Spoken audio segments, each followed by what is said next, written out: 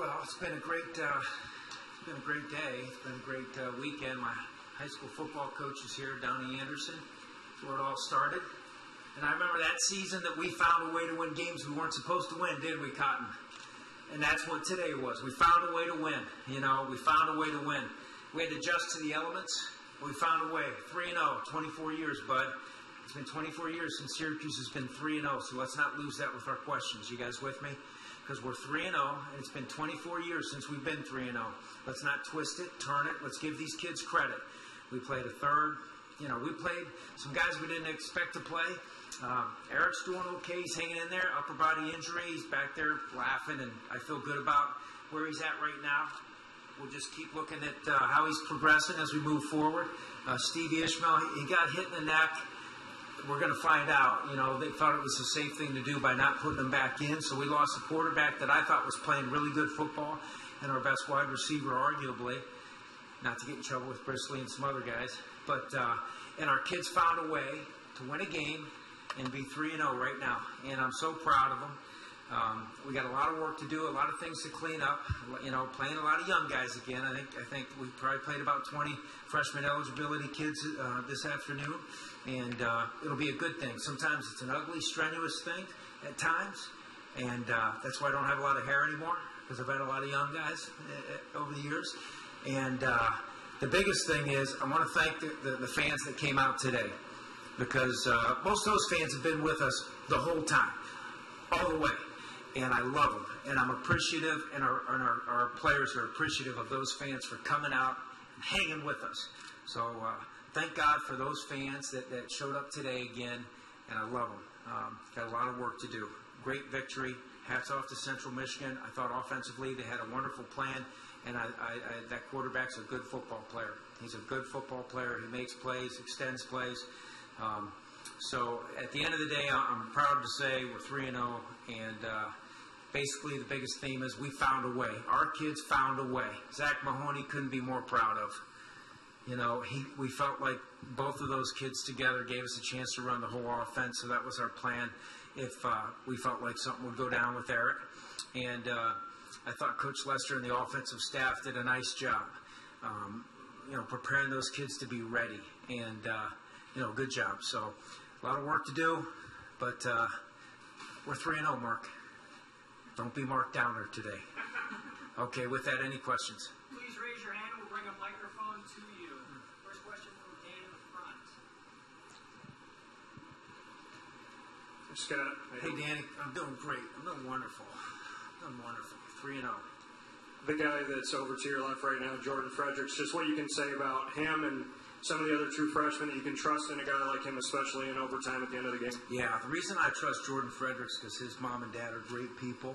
They raised a good kid. He's a smart young man, and he loves football, and he hates to lose. And he messes up, his mom will beat his butt. And couldn't be more proud of you, Jordan. You know that. Got a bunch of good young football players, adding to a bunch of kids I love that are upperclassmen, and it's a good job. We got a lot of things to improve upon, and we'll do that. But let's enjoy it for a few hours tonight, and then get ready for that LSU game. But very proud of Jordan and the rest of those young men. Steven on your left, Coach. Hey, Scott. Hey, Steve. Does Eric Dungey have a concussion? Eric Dungey has an upper body injury, and we're looking forward to getting him back as soon as possible. I know you know, it's your job to ask those questions. The reason I don't like to answer them directly is because people take shots at kids, and unfortunately that's the reality of it. So I try to protect my kids, and I hate the fact that you guys always want to give the specifics out, because really it doesn't help our cause. But that's okay. We're 3-0 despite some of your questions, and we're 3-0. It's been 24 years, and Eric will be back as soon as the good Lord provides his good health. Nico. Coach, good to see you. Good to see you, man. I want to talk to you about the defense. I mean, man, they hung in there until the end, and they might have bent a little bit, but they never broke. Talk about how gutsy their performance was. Yeah, you know, I thought they did a good job with some things, hanging in there and continuing to fight. I thought Zaire, you know, his interception, and Paris Bennett's interception, you know, two kids that will be around here for 3 more seasons. You know, we're learning. I also felt like there were a lot of things that we need to improve upon. I was very nervous going into this game. I saw my high school coach, two of my high school coaches really, last night, and I was telling them I was a little a little worried because this quarterback was a good player and he had some good wide receivers. So we did bend. We bent a little bit too much, but found a way there at the end. And, just proud of the kids finding a way to win that game. Scott, Hey, bud. how you doing? Great, thank you. I know you're not going to talk about the Dungy injury, and I'm not asking about it specifically. But what is either the school policy or NCAA policy if a kid is prescribed, whatever, he's got a concussion? What's the protocol? Yeah, we have a protocol, and we've been above the curve, and there's also a protocol around the country and in the conference, and we'll follow that protocol, and we'll make sure we take very good care of our kids. There's a whole series of batteries of tests they do. It would take me 45 minutes to explain it to you. At the end of the day, we will not play a young man if there's any chance that he's not ready to be played. So that's where we're at on that one. How's it going, Coach? It's going great. Thank you. With LSU coming to town next weekend, maybe you thought that the team might, take this game off, throw it in. How did you keep your team motivated, and what was the message? Sure. Message this week? Right, sure. For any of you guys that were involved early in camp, the one thing I think Mark had asked me what my goals were going to be for the team going into the season, and I basically said our goals are to get better every day and to really focus in on right here and right now. And that's what we've done, and our kids have stayed true to it, and our coaches have stayed true to it, and there's been no looking ahead and very little looking behind other than making good corrections and moving forward with things we need to. We just stay focused on winning the day. That's a theme I've always had for my players and my family. And, win the day, win the minute, feel great about it, go to bed, win another day, stack it up, and all good things will come in time. So that's what we've done. And hats off to the coaches and really the kids, especially the upperclassmen, for providing that leadership to a lot of these young guys. And, we need to continue to move forward with just staying on pace with did we get better or didn't we today. And if there's an elephant in the room to talk about that we didn't get good enough, to look around the room man to man and say we weren't good enough with my group, coach. Tomorrow we gotta get after them even more. So it's really so simple. There's nothing sexy about the answer, but the process works. And I'm very proud of the way the coaches have taken it and run with it. Right, Jordan? Hey, Scott. I think after Luke's sack late in the fourth quarter, he took the timeout. What kind of just went into thinking there? We just wanted to make sure that we were covering down the proper way, and I didn't feel good about where we were at, and I wanted to make sure that we were inside out and upside down, sound with our vision and where we needed to be on the field. We had one, and I felt like we needed to use it to settle down and make sure that we were all on the same page. Simple as that.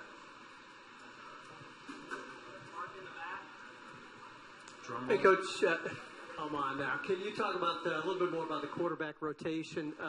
Does each guy specialize in certain plays, and would that be the plan moving forward if Eric can't go next week? I wouldn't be very bright if I told you the plan moving forward next week. We'll play everybody and anybody that gives us a chance to win, and we wouldn't want to reveal any secrets ahead of time. What about, does each guy just know certain plays, or how does that? No, they both know the whole offense. They both know the whole offense.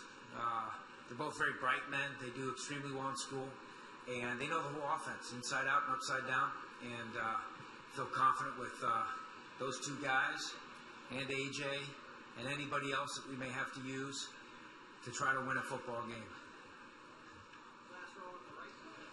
Coach, going back to Jordan's performance today, how do you see him getting more snaps or more time, also while dividing up Devontae McFarland's carries and George Morris's carries? We're just going to rotate them through. If somebody gets a hot hand, we'll start to give it to that guy a little bit more, right? The thing I love about Jordan, he doesn't care if he gets 1 rep or 20 reps. He just wants to win football games. He's a lot like the rest of his guys in his class. They're unselfish. Got great parents, people that brought him up the right way, and we get a guy that's hot, we'll keep giving it to him. But we got 3 or 4 pretty good running backs that we believe in, and they've done a good job. I think they've done a real good job. Time for 2 more questions.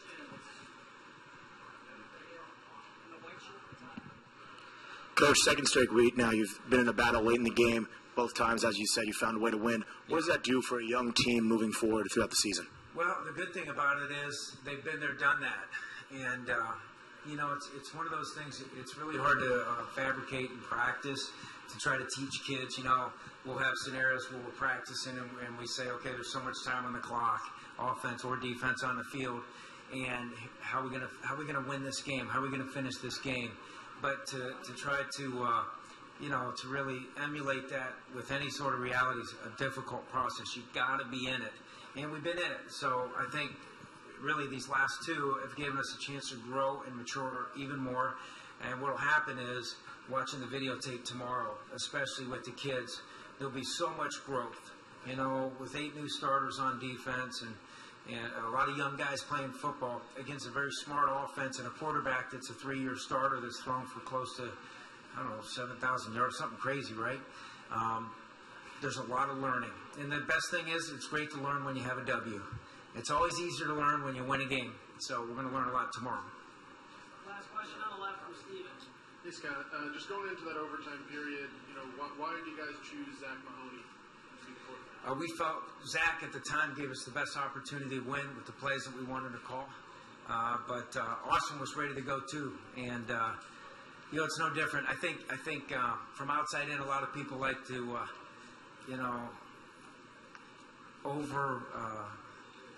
overblow the quarterback position.